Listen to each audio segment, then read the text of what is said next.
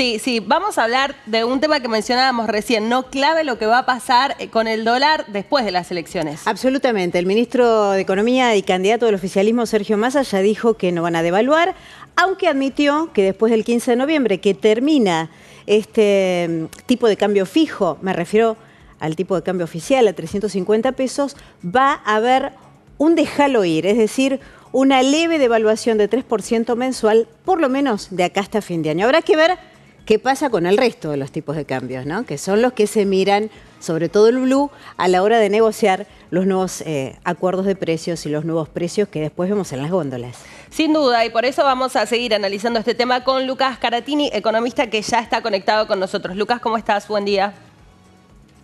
Sí, Alejandra, ¿cómo estás? Muy buenos días, un gusto estar conectado acá con ustedes. Bueno, contanos qué piensa el mercado, ¿no?, de estas declaraciones que dio Sergio Massa sobre que no habrá en definitiva una fuerte devaluación después de las elecciones, de la segunda vuelta de las elecciones. Bueno, me parece que acá, primero que nada, está bueno no olvidarnos de dos puntos, me parece que bastante centrales. Después de lo que fue las PASO en su momento, tampoco en teoría va a haber una devaluación. No nos olvidemos que, obviamente, después vemos los indicativos.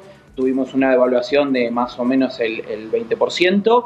Y después tenemos la declaración de, en su momento, el viceministro Rubinstein, que habló, incluso antes de lo que sería esta segunda vuelta, volver a lo que se conoce como crawling peg, que son básicamente unas microdevaluaciones diarias, para tener una devaluación más o menos, como bien dijo Alejandra, en torno al 3% mensual. El domingo, el ministro, en este caso, tuvo una entrevista en la cual cambió ligeramente ese número y ya habló de una devaluación del primer día de 3 pesos. Esa devaluación, si la querés hacer mensualizada, digamos, significaría más o menos una devaluación de el 30%, devaluando en torno a 3 pesos por día, digamos, básicamente, para después, bueno, nuevamente volver a adoptar la política de crawling peg sin mencionar ninguna tasa de devaluación puntual. Y después ya, si querés, tenemos la foto de lo que es el mercado de futuros, que me parece que es el mercado más relevante al momento de ver cuáles son las expectativas del mercado conforme a lo que va a costar el dólar oficial, digamos. Vos tenés un dólar futuro de noviembre muy cercano a los 400 pesos en este caso, y ya lo que es el contrato de diciembre muy cercano a los 700 pesos. No nos olvidemos también que esos mismos contratos, hasta hace no mucho, llegaron a cotizar casi 1.000 pesos, con lo cual no quiere decir que ese va a ser el precio, porque no nos olvidemos que estos contratos varían de precio todos los días. De hecho, solamente en el día de ayer, cada contrato, en este caso los contratos de diciembre, subieron 20 pesos, con lo cual son instrumentos relativamente muy volátiles. Yo creo ya más del lado, si querés, desde lo que es la macroeconomía, el sector externo y demás, claramente el dólar no va a estar a 350 pesos, eso es una cuestión, me parece, bastante objetiva. ¿Por qué? Porque con el nivel de inflación que vos tenés, estás apreciando demasiado, en este caso, el tipo de cambio y estás generando un atraso cambiario que en definitiva lo que te termina generando es una erosión de lo que es el sector externo.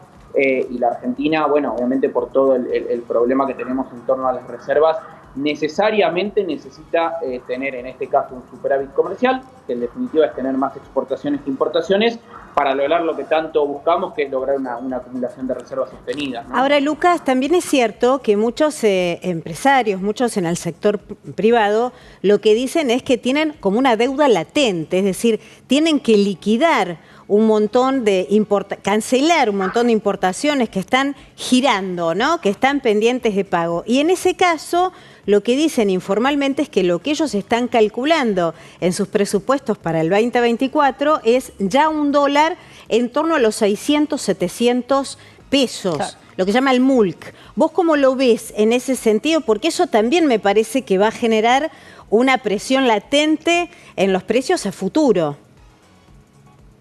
Bueno, eso me parece que primero que hay mucha discusión en torno a lo que se conoce como la deuda de los importadores. No nos olvidemos que en todo momento hay una deuda vigente, si querés, con importadores que suele rondar los 10.000 millones de dólares. Porque no nos olvidemos, muchas veces las operaciones de comercio exterior suceden y se terminan pagando a plazo, 30, 60, 90 días, con lo cual siempre y en todo momento hay un cierto nivel de deuda con importadores. Es real que hoy por hoy ese nivel se estima en torno a los 20.000, 25.000 millones de dólares, con la chance obviamente de que esto se siga acrecentando en caso de que obviamente no se sigan habilitando CIRAs, como se lo conoce. Y ahí digo, Lucas, algunos hablan de una cifra por el doble del monto que vos dabas, y allí sí se tiende a aclarar lo que pasa con los pedidos duplicados, ¿no? Justamente que eso tal vez dejan una confusión a lo que es el número final, y por eso no es que se estaría hablando de un número muchísimo, 4 veces más alto de lo que tradicionalmente puede ser esa deuda con ese sector. Exactamente. Es real que también tener un número fino, digamos, de cuánto es esa deuda, los números no son tan públicos por ahí como deberían, pero eso efectivamente es así. También no nos olvidemos, otro fenómeno raro que tenemos hoy en torno a las importaciones es, dado el nivel de actividad económica que tiene la Argentina, tenemos un nivel de importaciones muy alto y un nivel de exportaciones muy bajo. Obviamente el fenómeno de el dólar se percibe relativamente barato, si querés, obviamente siempre hablando del dólar oficial, ¿no? En este caso, que es el cual se usa para pagar importaciones y al cual también se liquidan las exportaciones, sacando este momento puntual que tenemos, obviamente, no nos olvidemos, el dólar diferencial para exportaciones.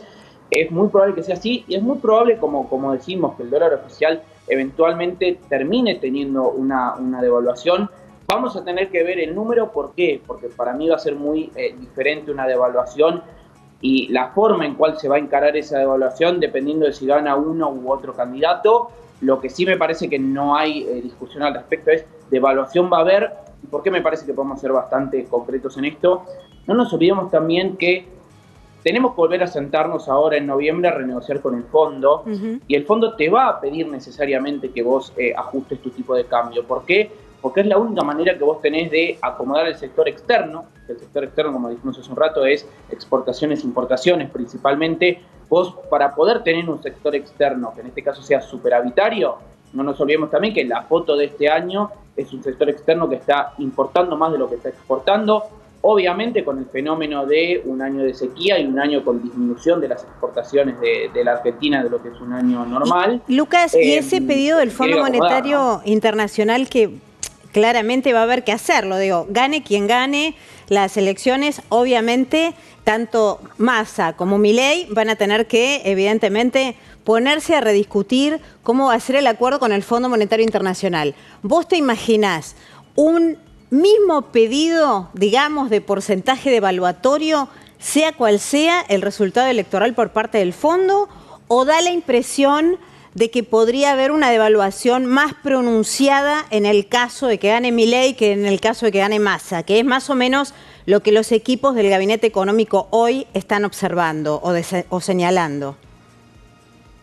Bueno, eso obviamente ya son, me arriesgo a decirte, ni siquiera negociaciones de índole ya económico, sino también hay mucho tema político atrás de todas esas charlas, ya sea con uno u otro equipo económico.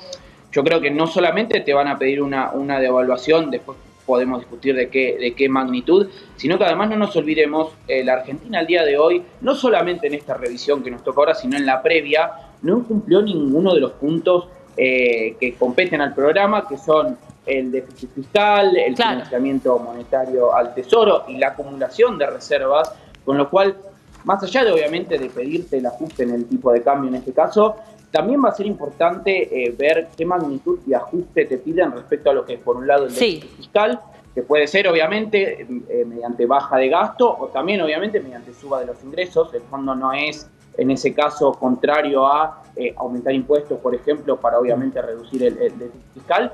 Obviamente me parece que es relevante también no solamente ver cuál es el monto final que termina siendo la devaluación, sino también el resto de los puntos, porque en definitiva, si vos solamente encarás el problema devaluando, en muy poco tiempo vas a volver a tener el mismo problema que lo estamos viendo ahora. Vos devaluaste un 20% después de la segunda de las PASO, y hoy por hoy ya todo ese efecto de esa devaluación por el nivel de inflación que vos tenés fue bastante efímero. Vos hoy tenés un tipo de cambio real, que es el tipo de cambio ajustado por inflación, más alto que el que tenías previo a la primera vuelta, con lo cual me parece que discutir solamente cuál va a ser el nivel de la devaluación y no discutir el resto de los puntos es solamente mirar una parte, si querés, del problema y una parte de lo que hay que ajustar. con lo cual es necesaria la devaluación, sí, la devaluación va a ocurrir probablemente también, después podemos ver en qué magnitud.